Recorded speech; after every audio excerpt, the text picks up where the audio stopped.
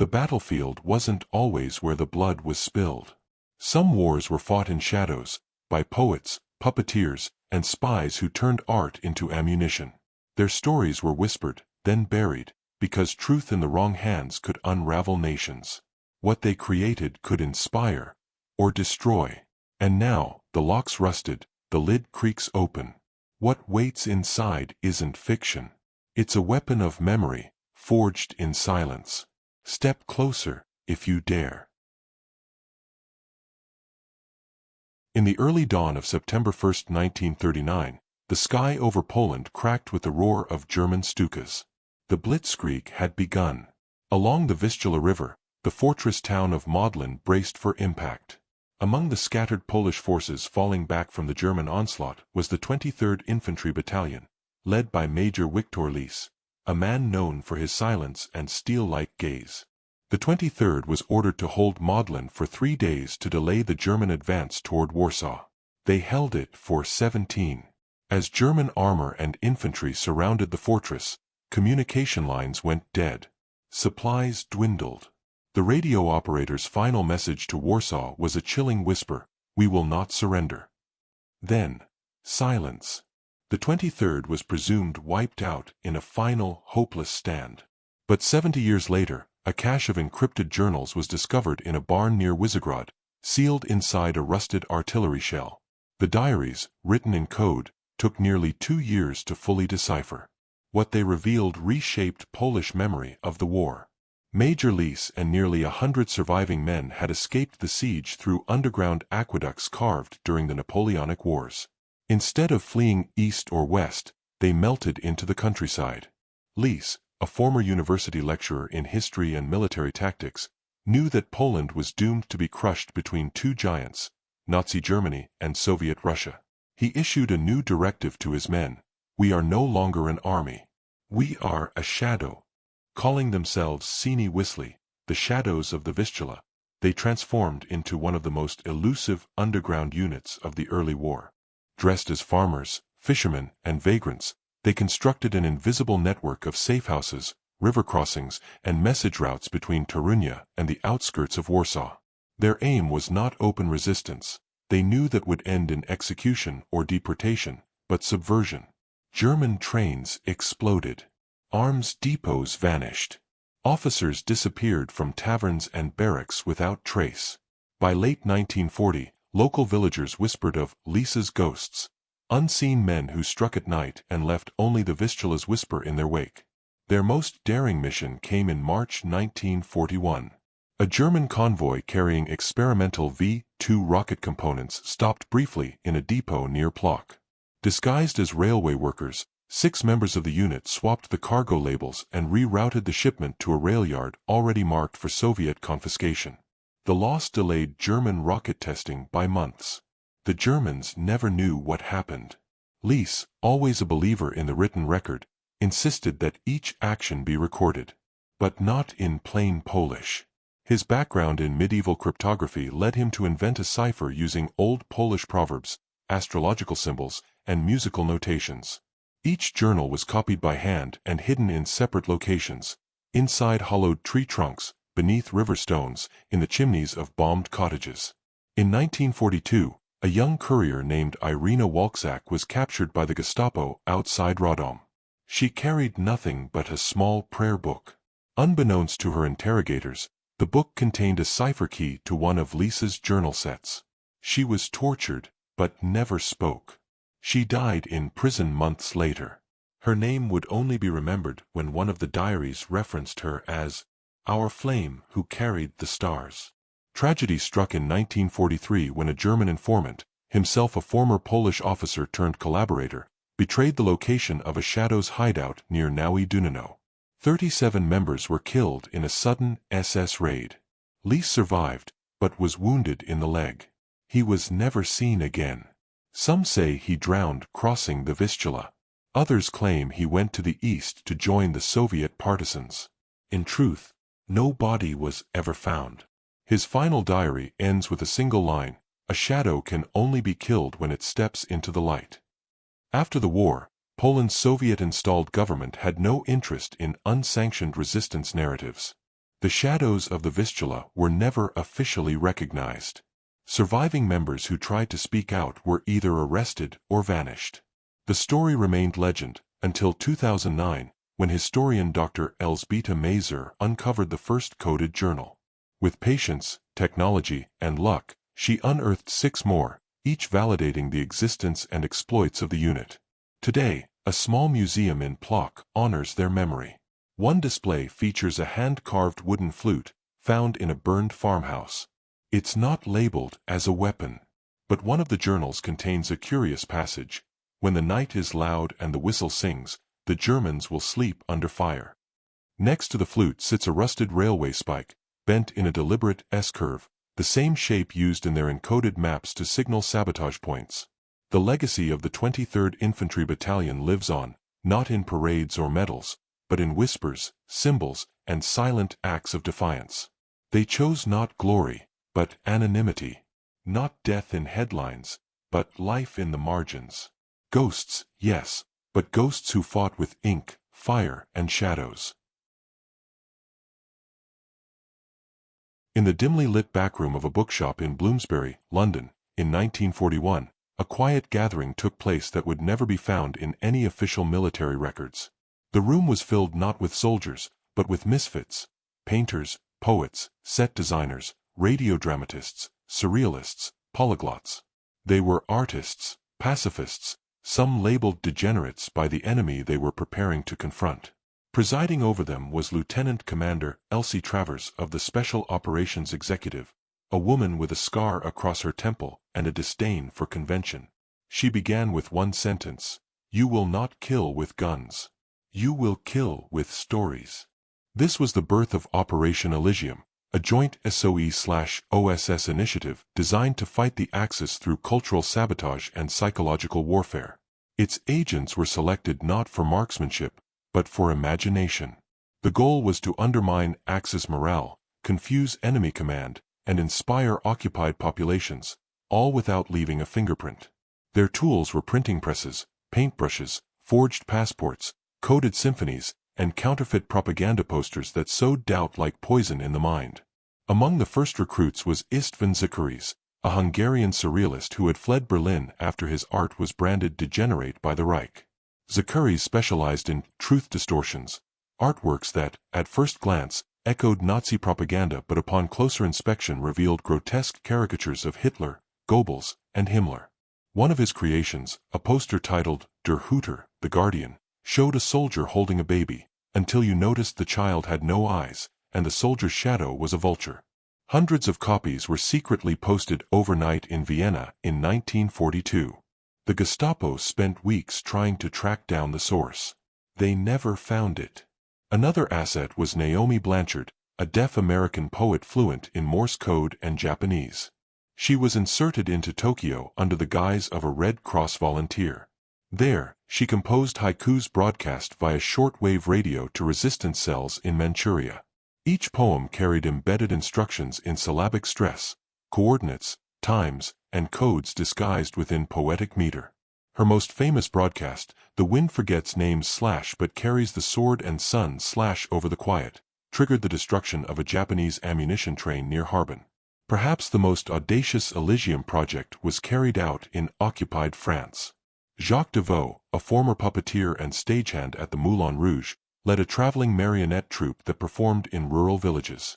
Beneath his jester's costume, he carried scripts rewritten nightly with coded dialogue. The stories he told, folktales, morality plays, comedic skits, secretly relayed drop locations and warning signals to local resistance fighters.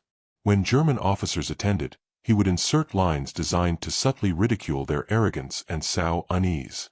By the war's end, Deveau had delivered over 200 coded performances.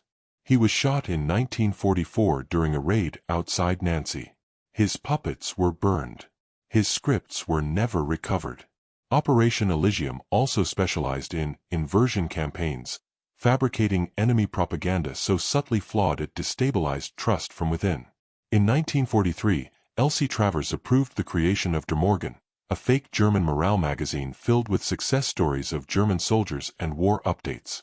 It was meticulously written in flawless German, designed by former UFA film set artists, and distributed via intercepted supply lines.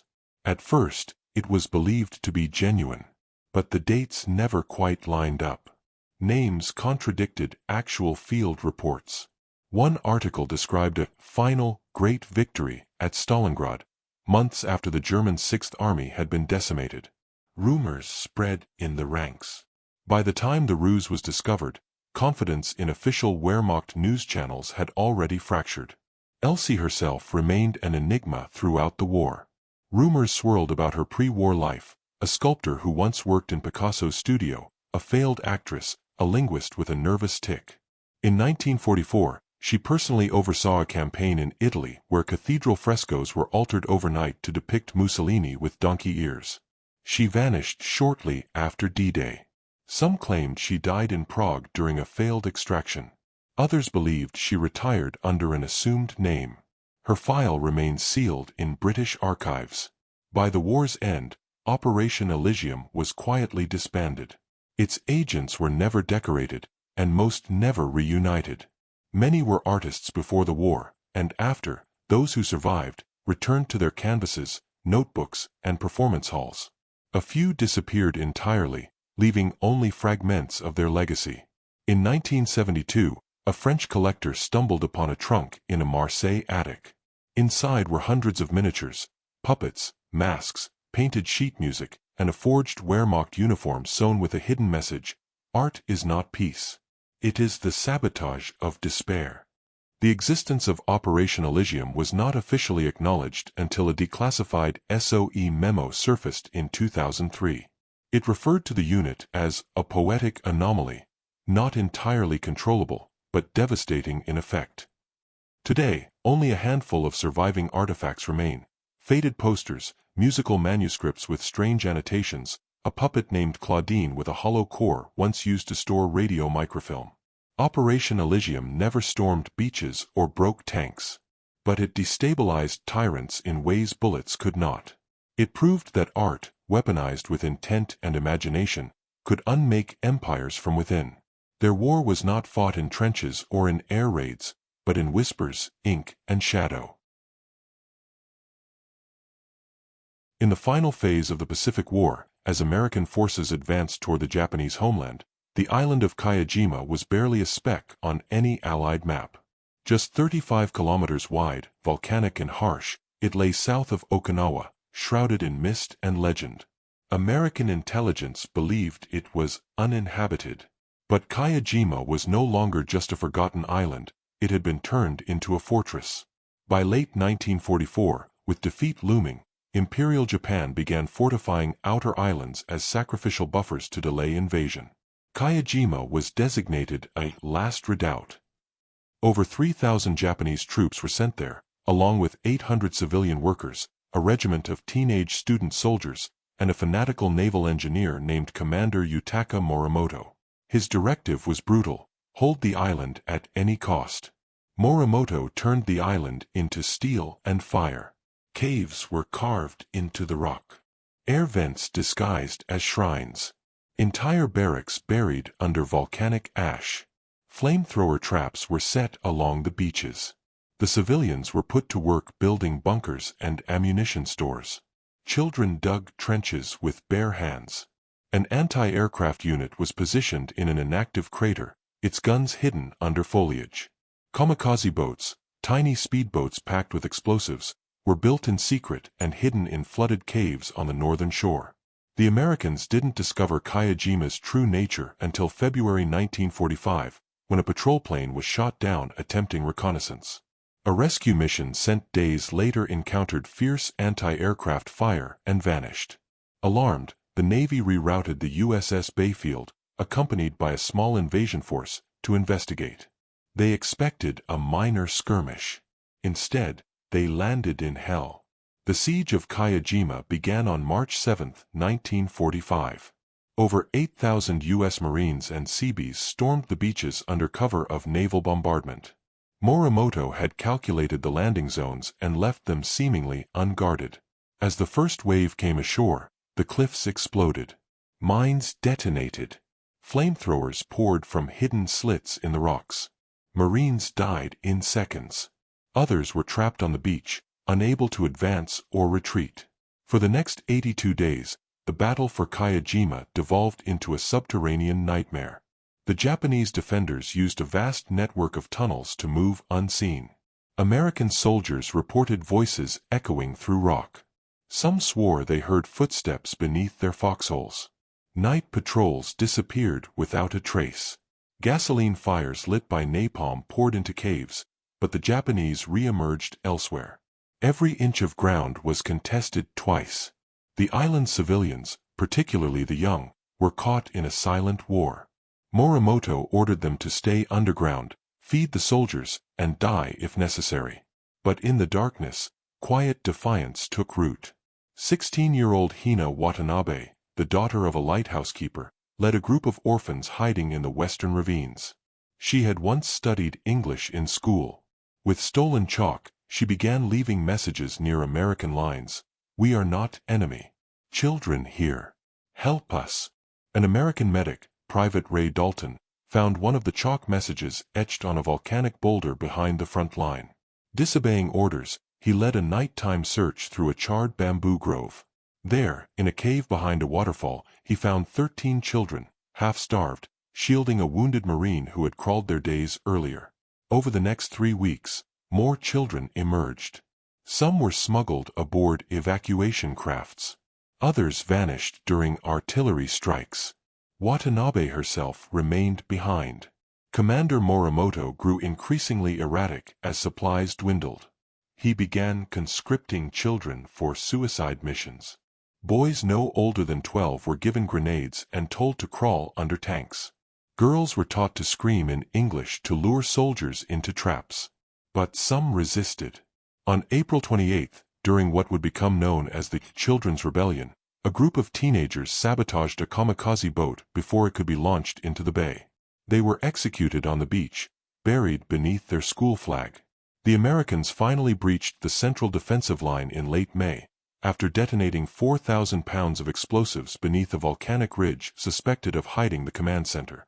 The blast caused a partial collapse of the tunnel system, trapping over 500 Japanese defenders alive. Rather than surrender, Morimoto ordered poison gas released into the lower tunnels. He died in his command chamber with a katana in his lap and an unread letter from his wife clenched in his fist. When the island was declared secured on May 28, fewer than 300 Japanese soldiers remained alive. Of the 800 civilians sent to Kiyojima, less than 70 survived. The Americans lost over 2,000 men. The Pentagon never released full details of the battle, fearing public backlash. Kiyojima was quietly removed from war briefings. No Medal of Honor was awarded for the operation. The island was deemed strategically unimportant. For decades, Kiyojima remained closed. In 1991, a joint Japanese-American archaeological team was allowed to survey the site. They found rusted helmets fused into rock, drawings etched into cave walls, some of children flying kites, others of American flags. Deep within a tunnel, behind a sealed airlock, they discovered a hidden library, hundreds of notebooks, written by Watanabe and the orphans. They chronicled everything: rationing, fear, escape routes, the names of the dead. In 2010, Hina Watanabe, now 81 and living in Kyoto, finally spoke publicly. "They made us believe death was duty," she said, "but we wanted to live. Even in the darkness, we drew stars on the walls." Her testimony was included in the documentary Steel Island, which brought the lost siege of Kiyojima into public consciousness. A memorial now stands atop the island's highest ridge.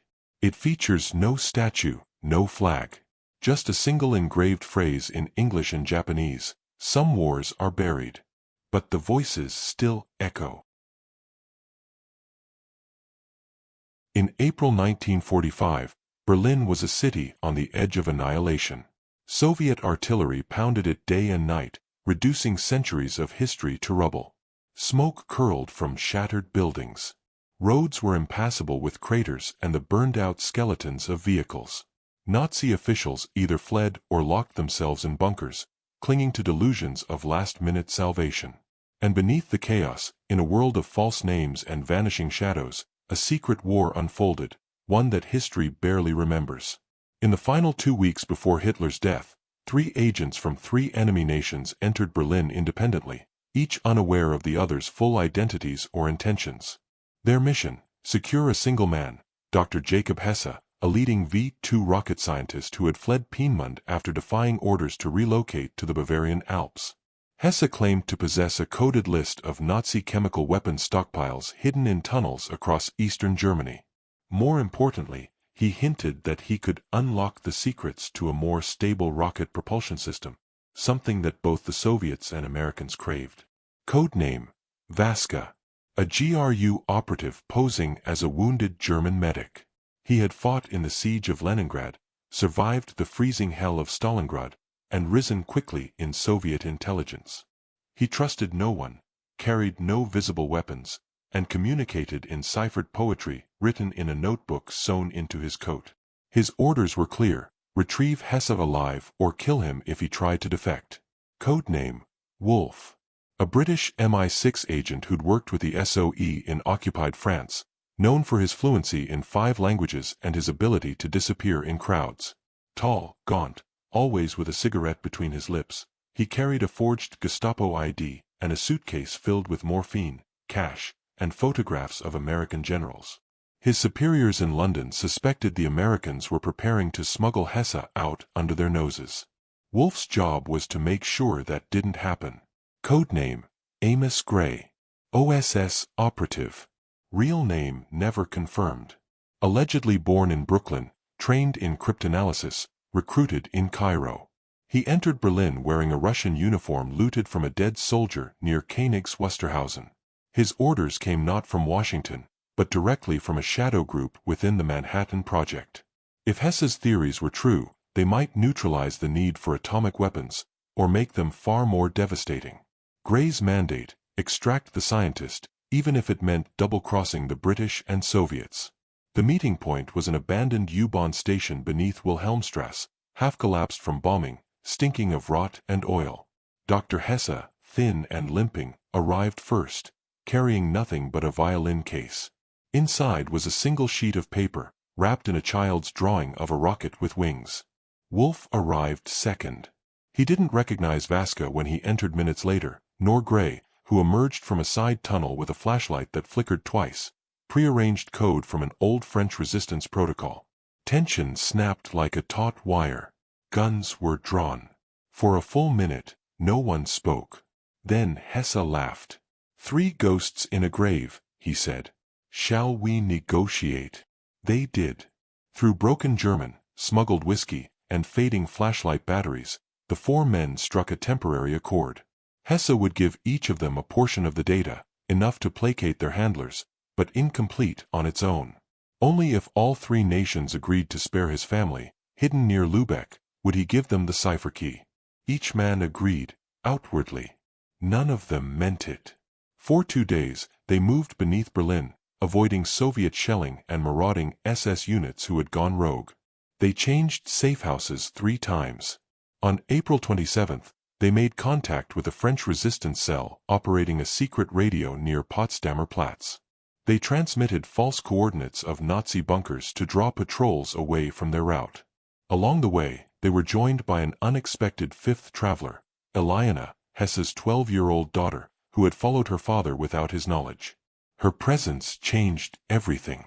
Even Wolf, the coldest among them, hesitated to draw his weapon in a confrontation after that.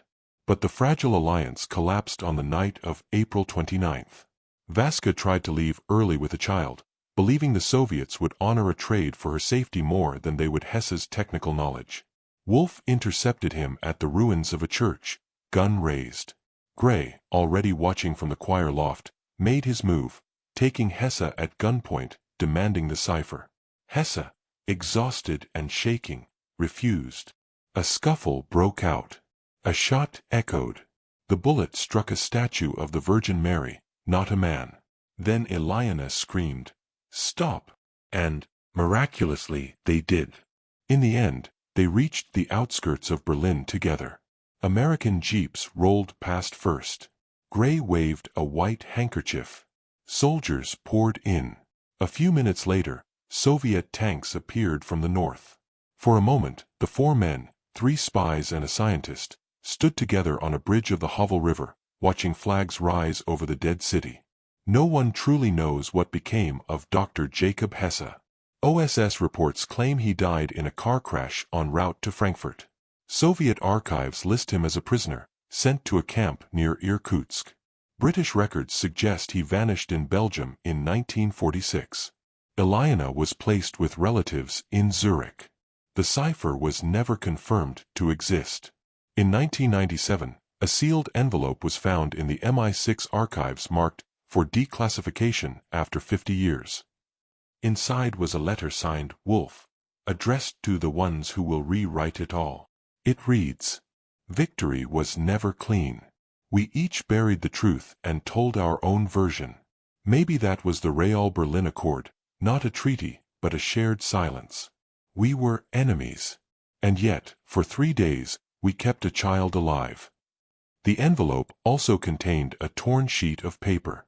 On it, a child's drawing of a rocket with wings. Kovel, Ukraine, 1943. The town was a husk of its former self, its streets shattered by artillery, its homes empty or smoldering, its people either buried or vanished. Once a lively intersection of Polish, Jewish, and Ukrainian communities, Kovel now sat in a wasteland carved by German occupation, Soviet retreat, and the unrelenting chaos of war. Among the ruins wandered those forgotten by all: children. No parents. No armies. No flags. Just hunger, fear, and a primal instinct to survive. 12-year-old Reisel Grinberg had once lived on Sienkiewicz Street with her mother, who taught piano, and her father, a tailor. That life ended in June 1942, when the Germans emptied the Kovel ghetto. Her parents were shot at the freight yard. Reisel survived by hiding in a chimney flue for 2 days, soot-blackened and alone. She never returned to her old street. Over the following months, she collected others like herself. Stefan, a Catholic orphan whose father was executed by Soviet partisans. Lev, mute from shock since watching his older sister dragged away by SS officers. 2 Jewish twins, Zipra and Nekama, who carried a rusted cooking pot and nothing else. And Lena, the oldest at 15, who'd once been a maid in a Polish estate and still insisted on brushing her hair every night, even when it was falling out from malnutrition. They called themselves Dim Dzisi, the Smoke Children. They lived in the forested outskirts beyond the railway, in the hollowed shell of a destroyed water tower. Inside, they built what they called a house: wooden pallets for beds, blankets sewn from Nazi propaganda leaflets, a flag made of a torn curtain with stars drawn in charcoal. Their days were shaped by the search for food, scavenging from wrecked train cars, foraging mushrooms, trading stolen buttons for potatoes with skeptical villagers. There were no adults. The last one they trusted, a one-eyed Polish farmer named Tomek, had been hanged by Ukrainian nationalist fighters who accused him of hiding Jews. After that, the children did not speak to grown-ups. They invented their own rules. They lit no fires during the day. They buried the dead in silence, marking graves with symbols only they understood: a circle for family, a triangle for pain, a cross for courage. They spoke in whispers and whistled signals. A bird call meant safe. 3 clicks of the tongue meant danger. They painted fake road signs in the woods to mislead German patrols. Reisel, quiet and careful, kept a diary. She wrote in small script on stolen wallpaper scraps, pressing so lightly the words almost disappeared. She wrote not about war, but about what came after. She imagined a school with no walls, meals made of chocolate and apples, music played from the clouds. She imagined being someone else. A pilot. A librarian. A magician who could make the sky rain bread. One day in January 1944, they found a downed Soviet reconnaissance pilot in the snow. His leg was shattered. His name was Misha, and he was barely 20. They dragged him to the tower, fed him broth, and hid him for 6 weeks. He called them his Armia is Dimki, his army of smoke. When he was strong enough to stand, he radioed his unit and begged them not to bomb the forest northeast of Kovel. Before he left, he gave them a compass and a revolver with 2 bullets. Riesel used one later that spring, on a German soldier who stumbled on their camp. The second bullet was never used. By the summer of 1944, the Red Army advanced west. Kovel became a battlefield again. The Smoke Children retreated deeper into the woods, living in tree hollows and burrows. They stopped speaking. They learned to mimic birds and wolves to avoid detection. Stefan was shot while crossing an open field to steal grain. Lev ran toward the soldier and was gunned down, too. Riesel dug their graves with a soup can lid. When the Soviets liberated Kovel that autumn, they found no survivors in the city proper. The Smoke Children were presumed dead, their tower destroyed by artillery.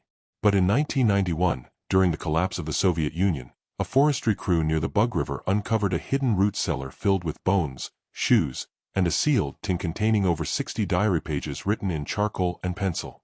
The writings were later verified by handwriting experts and cross-referenced with wartime maps and village reports. They told of child-led funerals, a feast of wild berries during a week of peace, a snowball fight interrupted by distant gunfire. One entry read simply, "Today we laughed and forgot why we are hiding. I think that means we are still alive." In 2015, a documentary team tracked down a woman living in Tel Aviv, Nekama, one of the twins.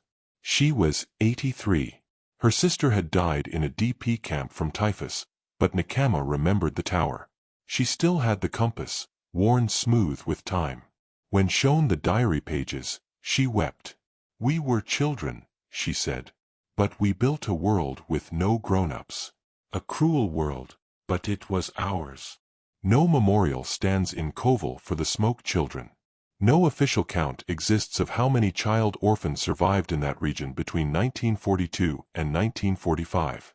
But Riesel's diary ends with one line, dated the day before Soviet tanks rolled in. "We are the ones who remember, even if no one remembers us." They vanished without medals, without graves, without even a name in the footnotes. But their whispers still echo, between the brushstrokes, beneath the lyrics, inside the marionette's glassy eyes. What they unleashed didn't end with the war. It seeped into the bones of peace, waiting. Some truths aren't buried because they're forgotten. They're buried because they're dangerous. And now that you've heard them, what will you do with the silence they left behind?